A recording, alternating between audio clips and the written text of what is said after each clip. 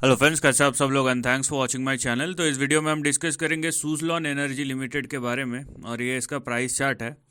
और जिस तरीके का प्राइस परफॉर्मेंस रहा है उस पर कुछ बोलना। आप देखिए, करीबन 2400% का रिटर्न दिया है और इतना ही काफ़ी नहीं था, एक बड़ा रेंज ब्रेकआउट हुआ है। और ये रेंज ब्रेकआउट आप समझ लीजिए 10 साल, एक दशक के बाद हुआ है। ठीक है, 10 साल से भी ज़्यादा पीरियड के बाद। तो मेरे व्यूज़ डिफरेंट हो सकते हैं, लेकिन प्राइस को ना मैं नकार सकता हूँ ना आप नकार सकते हैं। तो बात यही है, तो इसी को हम डिस्कस करेंगे। देखिए, सबसे पहले तो आपको ये समझना है कि ये शेयर ऑलरेडी बहुत चल चुका है। इसका मतलब ये नहीं कि ये चलेगा, और ये तो अभी रिकवरी मोड में है, क्योंकि जिस तरीके का प्राइस डैमेज 2007 से हुआ है, अगर आपने 2007 के हाई से लिया हुआ है ना, तो अभी भी आप देखिए करीबन आपके भाव से तो बहुत नीचे है, 90% नीचे है। इनफैक्ट वो इतना नीचे चले गया था कि आप समझ लीजिए कि आपका पूरा ही लगभग लगभग पैसा पूरा डूब गया था। लेकिन 2019-20 से जो रैली आई और जिस तरीके का परफॉर्मेंस दिया है, और इतना ही नहीं, ये अगर 2020 का हाई छोड़िए, ये लगभग लगभग 2011 के हाई के आसपास, या आप देख सकते हैं यहाँ पे जो 2009 का सपोर्ट था उसके भी ऊपर चले गया है। तो ट्रेंड में ये बहुत बड़ा शिफ्ट है। तो सबसे पहले ये बात तो ये है कि यहाँ पे जब इतना बड़ा ब्रेकआउट हुआ है तो सस्टेन करना अब मैंडेटरी है। यहाँ पे आगे ऊपर जाएगा कि नहीं जाएगा वो सेकेंडरी हो जाता है। प्राइमरी ये है कि ब्रेकआउट के बाद इसको सस्टेन करना बहुत ज़रूरी है। तो अगर सुज़लॉन एनर्जी 34.7 या 34.8 के ऊपर अगर यहाँ पे सस्टेन करता है तो अब ट्रेंड कंटिन्यू रहेगा। अदरवाइज़ 34.7 आपका सपोर्ट है और 25.3 आपका स्टॉप लॉस है। अगर ये 25 रुपये के नीचे जाना, ट्रेड करना शुरू कर देता है तो डाउन साइड शुरू हो जाएगा। ये भी बात ध्यान रखिए ना। इस टाइप के शेयर में रिस्क क्या रहता है कि ये शेयर जैसे ऊपर जाता है ना, वैसे ही उसके दुगने स्पीड से नीचे भी आते हैं। तो ये एक बहुत बड़ा रिस्क है जो आपको ध्यान रखना है, क्योंकि अगर आप ट्रैप में फंस जाते हैं तो बहुत प्रॉब्लम हो जाएगा।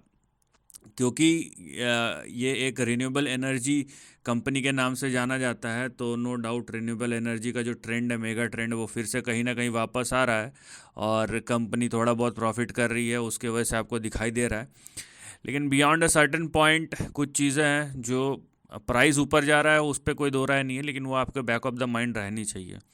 देखिए, टेक्निकली अगर हम बात करें यहाँ पे, क्योंकि मैं बोला ना, प्राइस को ही हम, जो प्राइस इंडिकेट कर रहा है वही हमको एक्सप्लेन करना है। क्या हो सकता है वो अलग सिचुएशन है, वो तब तक नहीं एक्सप्लेन करना चाहिए जब तक हमारे पास कोई रास्ता या ऑप्शन ना बचा हुआ हो। जब प्राइस खुद से इंडिकेट कर रहा है कि यहाँ पे एक बड़ा या मेगा ब्रेकआउट हो गया है, तो जो रेंज अभी एक्टिव हुआ है वो ये हाईलाइटेड सेक्शन, अब ये रेंज एक्टिव है। कंडीशन यही है कि ये 34.7 के नीचे नहीं जाना चाहिए। अगर ये 34.7 के ऊपर टिका हुआ है जैसा कि ये है, तो आपका इमीडिएट टारगेट जो होगा 150 का होगा। और उसके बाद ये अटेम्प्ट लेगा आने वाले सालों में कि ये 2007-8 का जो हाई है वो था लगभग लगभग 430 से 470 के ऊपर, तो वहाँ का अटेम्प्ट ले। इसका मतलब ये है कि अभी करंट प्राइस है तो और 10 गुना हो गया, राइट। और कम से कम 1000% का मूव हो गया, 900% का।